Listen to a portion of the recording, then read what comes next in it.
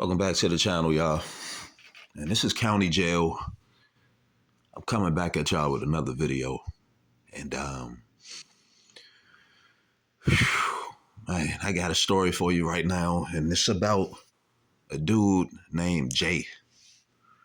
I got a lot of things to say about this guy named Jay, because this dude Jay was he was a reckless guy, man. He was real reckless, and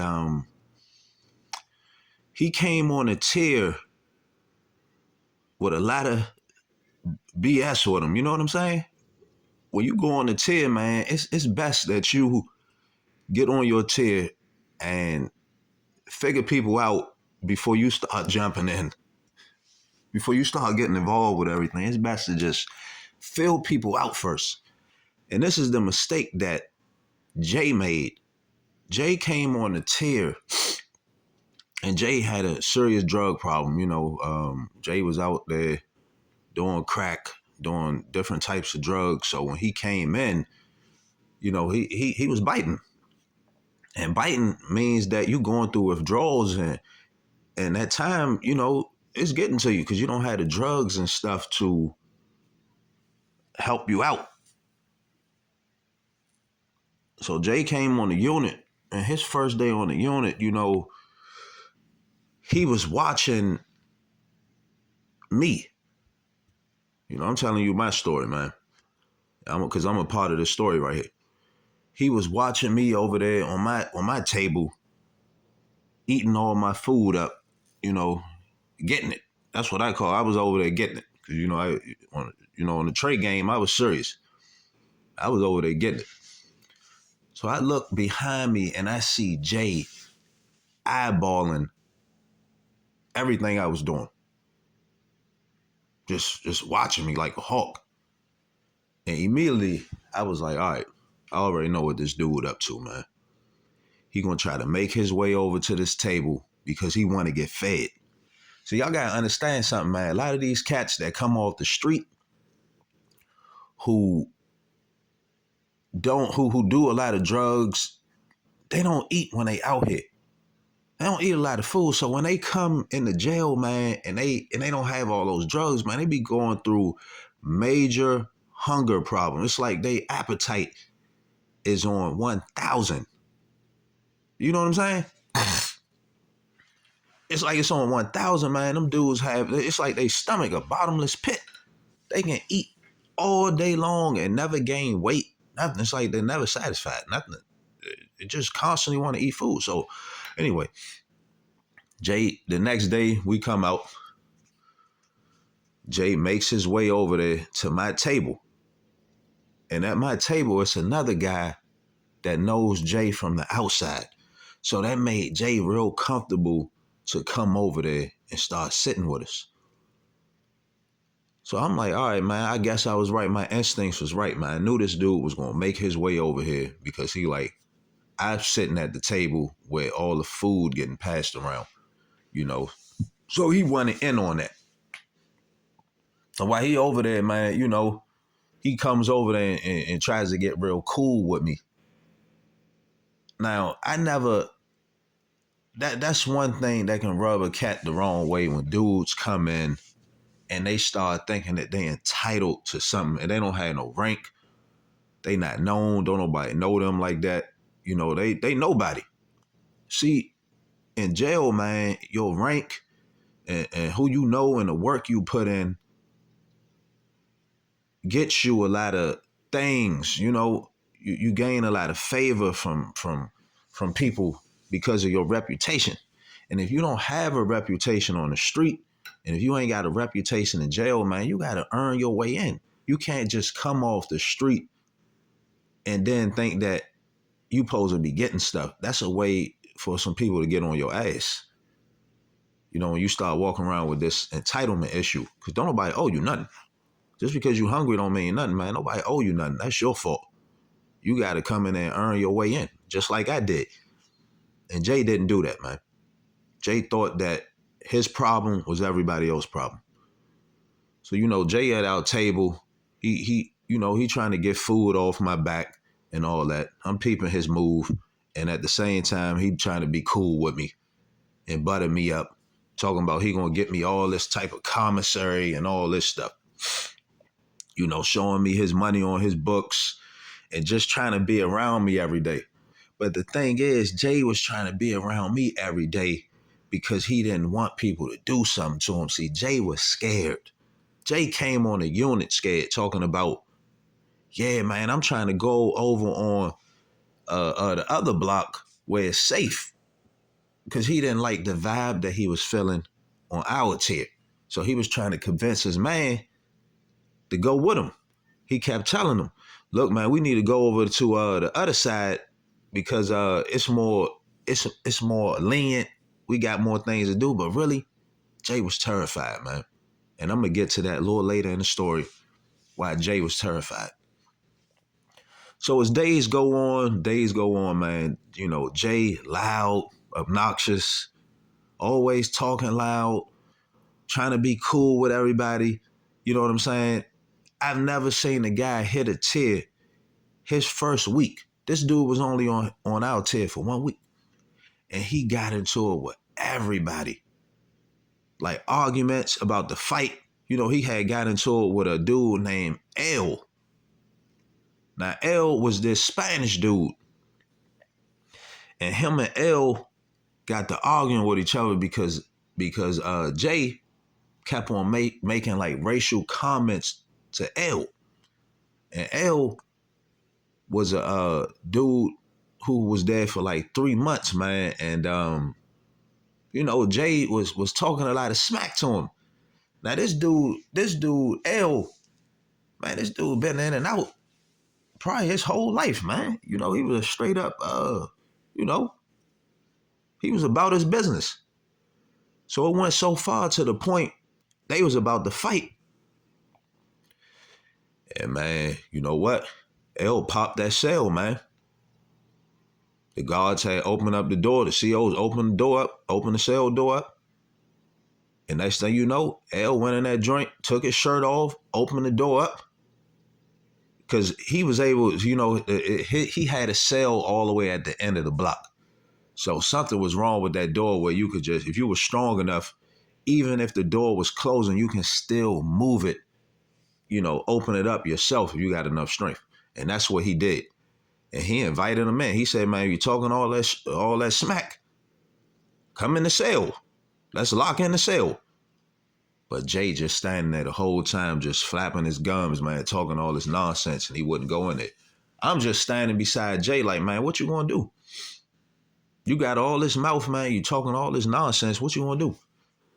So, he didn't go in there.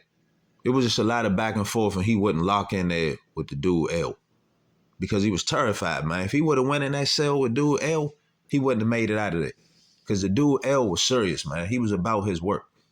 He wasn't going to play with you. You know what I'm saying? Old school dude, older. And he been in that stuff all his life. So, Jay knew what he was doing, man. He was doing a lot of barking because he wanted to get off the tier. All right. So L comes up to me the next day and tells me, he was like, man, I'm disappointed at you. I said, why, man? He was like, man, because your boy, man, you got a lot of influence, man. You need to talk to your boy. He said, man, we don't want to hurt him. Don't nobody want to hurt him. But if he keep on with his behavior, something going to happen to him in here. So, I had pulled dude to the side. I pulled Jay to the side, man. I had a little walk with him. I said, walk with me. And I started talking to him a little bit. And I told him, I said, look here, man. You need to fall back on what you're doing. I said, you just hit the tier, man. I said, the best way to get along with your time up in here, you got to sit back and observe and watch before you jump in. I said, stop trying to be friends with everybody, man. Stop trying to be involved in everything. You know what I'm saying? Because you don't know how things work over here. You just came over here and you just jumping in, you arguing with people, you about to fight people already. I was like, dog, you got to calm down, man. I was like, man, you got to wait your turn, man. And another thing is, don't step on my toes. He said, oh, man. He said, you said all that to say don't step on your toes for the foot. I said, yeah, don't step on my toes, man. That's that. And that was the end of the conversation. So we get up the next day. He about to get into it with another dude. He about to fight another dude, man, because he arguing with him over some stupid stuff. I can't even remember what the argument was, but he about to fight other dude, man. And dude was about to hit him, but he didn't. So that was another altercation that Jay got in. So Jay all over the tier, man, trying to gamble, you know, talking all this stuff that he know about sports and all this stuff. Just talking a lot, man. Just talking too much. And he ended up getting into it with a cat named Big T. Now, Big T was a bully. You feel what I'm saying? T was the bully. And T took gambling and commissary very seriously, man. He took it very serious to the point where you got in bed with T and you didn't pay up, you might as well just check in on PC because T was coming for it. So Jay ends up getting into it with T because he get the gambling with him. And I'm just sitting back the whole time like, yeah, man, you done ran into a dead end now, man. It's pretty much a wrap. I already knew from there. I was like, it's over, man. He about to be gone. Because I had to talk with him. And then when T got to him, you know, T was like, you know, he started losing. He got in debt with T because he couldn't back it up, man. He couldn't back up his word, man. He couldn't. Somebody had all this commissary coming for us and all this and that. And I had told him, you know, because I had some commissary coming. I looked at him. I said, look, man, take that stuff off your books that I ordered from you. Because I had ordered like 10 bags of Cheetos from him. You know, the barbecue Cheetos.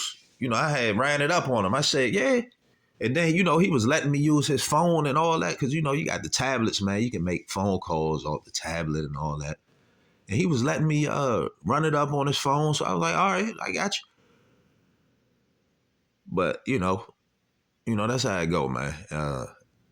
So I told him to take off the barbecue Cheetos, take them off his books. I don't want them no more because my stuff was coming in. I'm like, I ain't sharing with you, man. I'm like, I don't care what you done for me. I'm not sharing with you. You know, you can eat off them trays, but this commissary, it's all for me. So that's how that went down. And, you know, he gets into it with Big T the bully. And when he couldn't come up with that commissary, man, T started extorting him. T had him on the payphone, on the phones, not the payphone. Yeah, I mean, they are payphones, man. He had him on the phones, making calls, and that's when the extortion began. And that's when Jay got violated. Jay was scared. So you know what Jay do? Later on that day, Jay sends a kite to the COs. He sent a kite off the tablet. Now, when you send a kite is basically a message. You know what I'm saying? And he sent the message to the COs that he was terrified. He was scared. He felt threatened. He felt like his life was in danger. And he wanted to get off the tier. So, you know, they came and got him. But I'm going to tell y'all where Jay went wrong, man. Like I said, Jay came on the unit loud, obnoxious, making all this noise, man. He get up early in the morning, you know, cats trying to sleep. And next thing you know, waking up and Jay pacing back and forth on his phone, talking about he about to get a bond and he got a bond hearing and all this nonsense, man. And just doing the most, man, overplaying his part. And it ended up catching up with him. So, you know, he set that kite and he had to check in off the unit. He checked off. They came and got him. And when he checked off the unit, Big T had all his info off his tablet. He had his password and his username. So he was able to get into his information. And he read all the stuff that he said to us off the tablet about us. You know, all the stuff he said about us, how he was scared, he was terrified, and this and that. So I had one of the COs that came up to me. It was a female CO. She said, what's going on over here? What y'all do to him? And she asked me, she was like, do you know him from out there? I said, nah, I don't know that joker. She was like, well, he's scared, he terrified and all this and that, and he didn't want to be over on his tier anymore. I was like, damn. And she was like, that's why I'm trying to get down to the bottom of it, because I'm trying to figure out what happened. She was like, so do you know him? I was like, nah, I don't know him. That's how you got to keep it, y'all. You never snitch. I didn't know that man from Adam, man. That man came in and tried to get cool with me because he didn't want that wreckage, because he knew what was going to come with it. He knew that he was a problem, and he knew that trouble was going to follow him. And the thing about it, trouble followed Jay all over the jail, man. He went to the next tier. We sent the kite to the next tier. They got on him over there for snitching. So he got ran off of that tier. The next thing you know, I was on lockdown. I was locked down, and Jay came over on lockdown. And he got violated. He got violated by a dude named Big S. That Big S violated him because he slapped the dog shit out of him, because he got to talking too much on the tier with Big S. So he got moved on lockdown. Big S and Jay got moved on lockdown. So I saw both of them come in. And next thing I know, Jay goes up on the top tier in the lockdown unit, and he gets violated again. A dude threw piss on him.